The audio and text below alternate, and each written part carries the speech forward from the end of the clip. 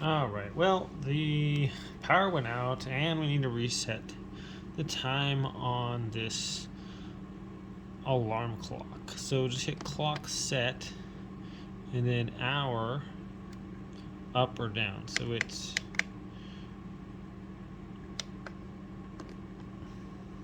press it so it's flashing and then hour down. So it's 7:51 p.m. 7, and then minutes, we're gonna go up. There we go, and it says minutes, hours, this is labeled, and then clock set. All right, my friends, thanks for watching and have a great day.